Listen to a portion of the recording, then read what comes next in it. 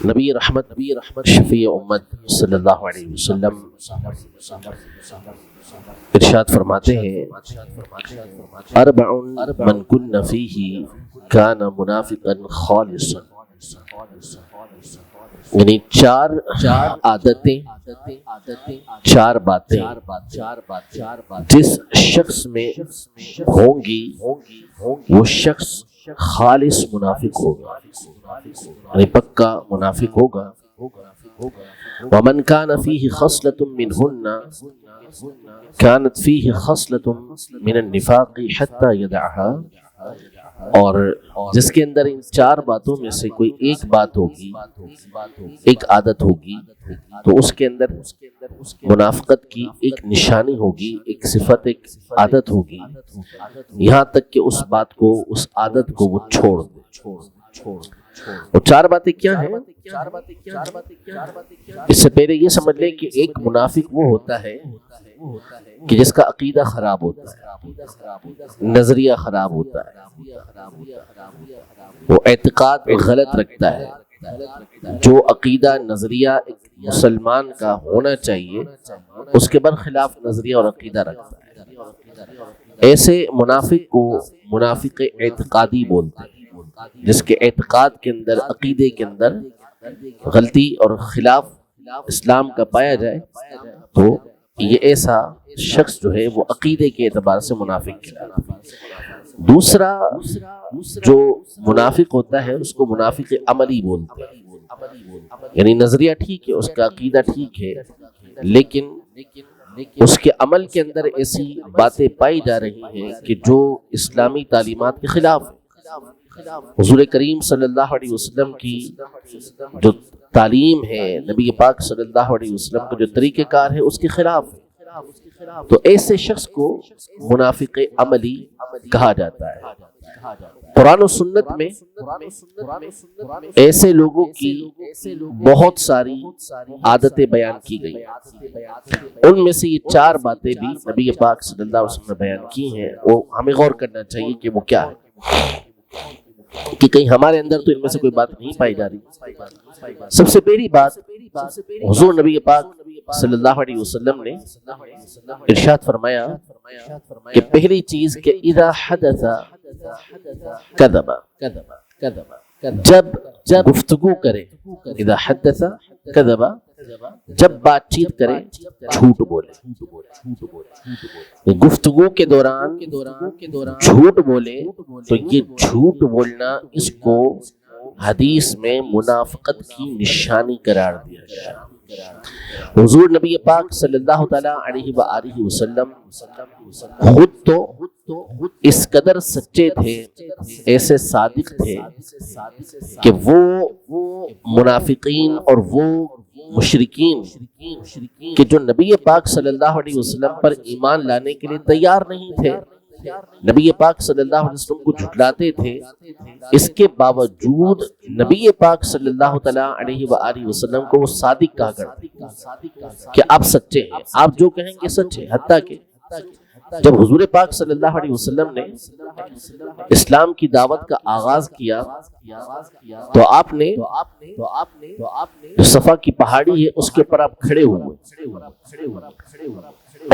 اور مشرکین سے آپ نے یہ کہا، جو قریش کے لوگ تھے، کہ اگر میں یہ کہوں کہ اس پہاڑی کے پیچھے سے ایک بہت بڑا لشکر آ رہا ہے تو کیا تم میری بات پر یقین کر لو گے؟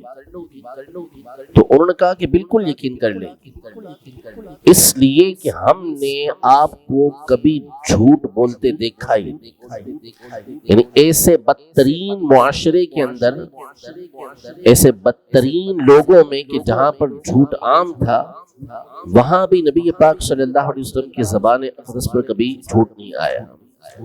تو ایک تو آپ علیہ السلام کا جو انداز تھا اس کے اندر، اور دوسرا آپ علیہ السلام نے اپنی بہت ساری احادیث طیبہ میں جھوٹ سے بچنے کا حکم ارشاد فرمایا کہ ایاکم والکذب، جھوٹ سے بچو، اس لیے کہ جھوٹ یہ فَإِنَّ الْكِذْبَ يُهْدِي إِلَى الْفُجُورِ، یہ بندے کو گناہ کی طرف لے جاتا ہے، اللہ کی نافرمانی کی طرف لے جاتا ہے، فجور کی طرف لے جاتا ہے، اور فجور بندے کو جہنم کی طرف لے جاتا ہے۔ یعنی جھوٹ جو ہے یہ بندے کو جہنم تک پہنچا دیتا ہے۔ اور حدیث میں ارشاد فرمایا کہ بندہ جب جھوٹ بولتا ہے تو اس کی زبان سے ایسی بو نکلتی ہے کہ فرشتہ 1 میل دور چلا جاتا ہے، 1 میل دور چلا جاتا ہے۔ اگرچہ کہ ہم اسے محسوس نہیں کرتے، لیکن اب یہ ایک روحانی اور فرشتوں کے اعتبار سے بو نکلتی ہے کہ جو وہ پہچانتے ہیں کہ یہ بندہ جھوٹ بول رہا ہے تو وہ دور ہو جاتے ہیں۔ اب ہم سوچیں کہ ایسے رحمت والے فرشتے کہ جو ہماری حفاظت کے لیے مقرر ہوں، رحمت کے لیے مقرر ہوں، تو ہماری زبان سے تو وہ بار بار جھوٹ سنتے ہی ہوں گے، تو وہ دور نہیں ہوتے ہوں گے تو کیا ہوتے ہوں؟ دور ہی ہو جاتے ہوں۔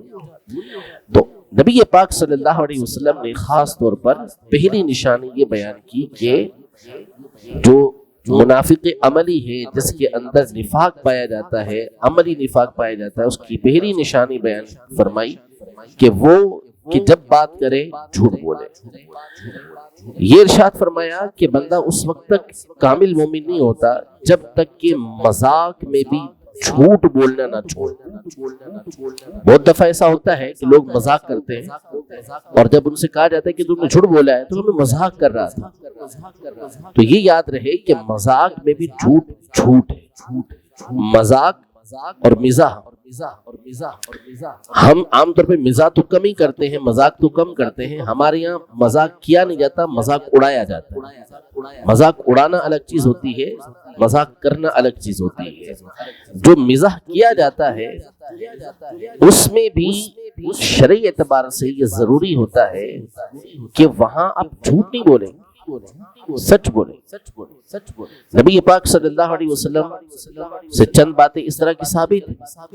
ایک بوڑھی عورت حضور پاک صلی اللہ علیہ وسلم کی بارگاہ میں حاضر ہوئی اور عرض کی کہ میرے لیے دعا کریں کہ اللہ پاک مجھے جنت میں داخل کر دے۔ آپ نے فرمایا کہ کوئی بوڑھی عورت تو جنت میں جائے گی نہیں۔ اب وہ پریشان رونے لگ گئی کہ یہ بوڑھی عورت جنت میں نہیں جائے گی تو میں کیسے جاؤں گی؟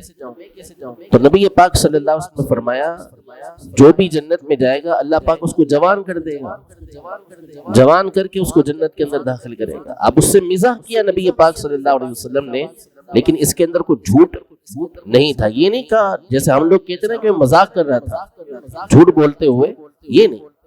اس طرح کے اور واقعات ہیں نبی پاک صلی اللہ علیہ وسلم کے۔ تو یہ یاد رہے کہ مذاق میں بھی جھوٹ بولنا یہ جائز نہیں ہوتا، یہ گناہ ہی ہے۔ دوسری بات نبی پاک صلی اللہ علیہ وسلم نے ارشاد فرمائی کہ وَإِذَا وَعَدَ أَخْلَفَ، کہ جب کوئی وعدہ کرے وہ تو اس کی خلاف ورزی کرے۔ وعدے کو پورا کرنا یہ بھی مومن کی نشانی ہے، اور وعدے کو جان بوجھ کے پورا نہ کرنا یہ بھی منافق کی نشانی ہے۔ وعدہ خلافی کیا ہے اس کو سمجھنا یہ بہت ضروری ہے۔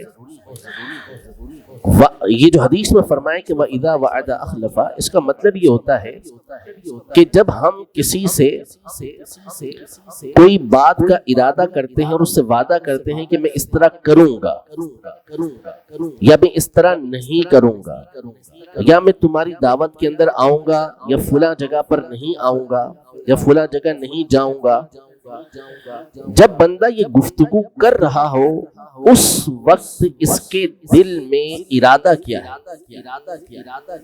اگر وہ اس وقت اپنی بات کے برخلاف ارادہ رکھتا ہے، کسی نے دعوت دی کہ میرے گھر تشریف لے کر آئیں یا فلاں جگہ پر آپ تشریف لے کر آئیے گا، میرا فلاں کام آپ کر دیں، وہ کہتے ہیں میں کر دوں گا، میں کر دوں گا، میں آؤں گا، لیکن اس کے دل کے اندر یہ تھا کہ میں نے جانا وانا تو نہیں، یہ کام کرنا تو نہیں ہے، صرف اس کو ٹالنے کے لیے میں اس طرح کر رہا ہوں، اس کو فرمایا یہ ہے وعدہ خلاف، کہ دل میں اس وقت ارادہ ہی نہیں ہے اس بات کو پورا کرنے کا۔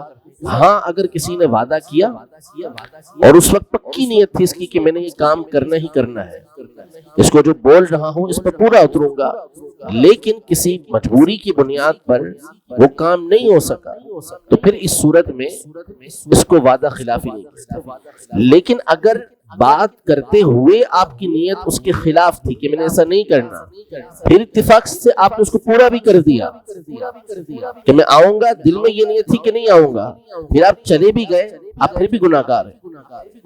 توبہ کرنا پھر بھی ضروری ہے کہ اس وقت آپ نے جو زبان سے کہا اس کے برخلاف کرنے کا ارادہ کر رہے تھے، یہ اللہ پاک کی بارگاہ میں توبہ کرنا لازم ہو جائے گا۔ اور یہ بھی ہمارے یہاں عام ہے، بالخصوص نیکی کے کاموں میں، دین کے کاموں میں تو ہم لوگ اس طرح کرتے ہی رہتے ہیں۔ سامنے والا اگر کوئی اپنا وقت نکال کر دین کی کوئی بات سکھانا ہمیں چاہتا ہے، دین کی دعوت ہمیں دیتا ہے، تو اس کو ٹالنے کے لیے تو ہمارے پاس ایسے بہت سارے ہیلے بہانے ہوتے ہیں، وعدے جھوٹے کرنا ہمارا معمول ہوتا ہے۔ تو یہ ایک بڑی وعید نبی پاک صلی اللہ علیہ وسلم نے بیان فرمائی۔ تیسری بات بھی اسی سے ملتی جلتی نبی پاک صلی اللہ علیہ وسلم نے فرمائی کہ اذا عاہد غدر، جب کسی کے ساتھ کوئی معاہدہ کرے، کوئی سودا ہوا، کوئی ڈیل اس کی ڈن ہو گئی، اب اس کے برخلاف کرتا ہے تو فرمایا کہ اگر ایسا کرتا ہے تو اس کو توڑ دیتا ہے، غدر کرتا ہے، دھوکہ دہی کرتا ہے، تو پھر اس صورت میں ایسے شخص کے اندر بھی منافقت کی ایک نشانی پائی جاتی ہے۔ چوتھی بات، آخری بات، نبی پاک صلی اللہ علیہ وسلم نے ارشاد فرمائی، اور وہ بھی ہمارے معاشرے کا ایک بہت بڑا مرض ہے، بہت زیادہ ہمارے یہاں پر اچھے بھلے نیک کہلانے والے لوگ، سمجھدار لوگ بھی اس مرض میں مبتلا ہوتے ہیں۔ ارشاد فرمایا کہ وَإِذَا خَاصَمَ فَجَرَ، کہ جب اس کا کسی سے جھگڑا ہوتا ہے، لڑتا ہے تو گالی بکتا ہے۔ جب لڑتا ہے اس وقت گالی دیتا ہے، تو اب یہ جو گالی دینے کی عادت ہے اس کو نبی پاک صلی اللہ علیہ وسلم نے ارشاد فرمایا کہ یہ منافقت ہے، یہ نفاق ہے۔ فرمایا حدیث پاک میں کہ مومن نہ فاحش ہوتا ہے نہ متفاحش ہوتا ہے۔ فاحش کا مطلب بلا تکلف گالیاں دینا، گندی باتیں کرنا۔ متفاحش کا مطلب تکلف کے ساتھ کوشش کر کے بری باتیں کرنا، گندی باتیں کرنا۔ فرمایا مومن کی نشانی نہیں، مومن نہ فاحش نہ متفاحش ہوتا ہے۔ تو غور کرنے والی چیز یہ ہے کہ یہ ارشاد فرمایا کہ جب جھگڑا ہوتا ہے اس وقت گالی دیتا ہے۔ اب ہم سوچ لیں کہ جب بندہ کسی سے جھگڑے میں مبتلا ہوتا ہے، کسی سے اس کا جھگڑا ہو جاتا ہے، تو اس وقت بندہ عام طور پہ اپنے آپ پر قابو نہیں رکھ پاتا، غصہ اس کا عروج پر ہوتا ہے، دماغ قابو میں رہتا نہیں ہے۔ اس وقت کے لیے نبی پاک صلی اللہ علیہ وسلم ارشاد فرما رہے ہیں کہ ایسے موقع پر بھی بندہ اگر گالی دیتا ہے یہ مومن کا کام نہیں، فرمایا منافقت کی نشان۔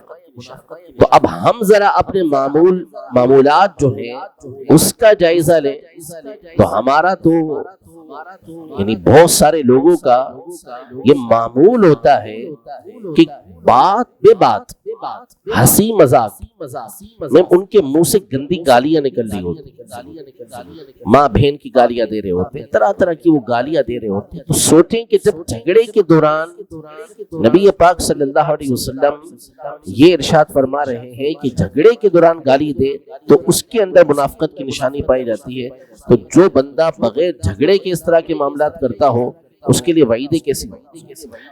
بعض روایتوں کے اندر یہ ہے کہ قیامت کے دن ایسے فاسق و فاجر لوگ جہنم میں ڈالے جائیں گے۔ جہنم ویسے ہی بدبو کا گھر ہے، لیکن ان گندی باتوں کی وجہ سے ایسی بدبو جہنم کے اندر پھیلے گی کہ جہنم والے خود پریشان ہو جائیں کیا ہیں۔ اور فرمایا کہ ایسے لوگ کہ جو اس طرح کی حرکات کرتے ہیں کل بروز قیامت بندر کی شکل کے اندر لائے جائیں۔ تو یہ شریعت مطہرہ کو بالکل پسند نہیں کہ بندہ گالیاں بکے، فحش باتیں کرے، گندی باتیں کرے۔ اللہ جل شانہ ہم سب کو تعلیمات نبویہ پر عمل پیرا ہونے کی توفیق عطا فرمائے۔ نبی پاک صلی اللہ علیہ وسلم کے طریقہ کار کو، آپ کی سنتوں کو اختیار کرنے کی توفیق عطا فرمائے، جس میں اخلاق بھی سنورتے ہیں، جس سے دنیا بھی سنورتی ہے، آخرت بھی سنورتی ہے۔ اللہ پاک ہم سب کو عقل سلیم عطا فرمائے، آمین بجاہ النبی الامین صلی اللہ تعالی علیہ وآلہ وسلم۔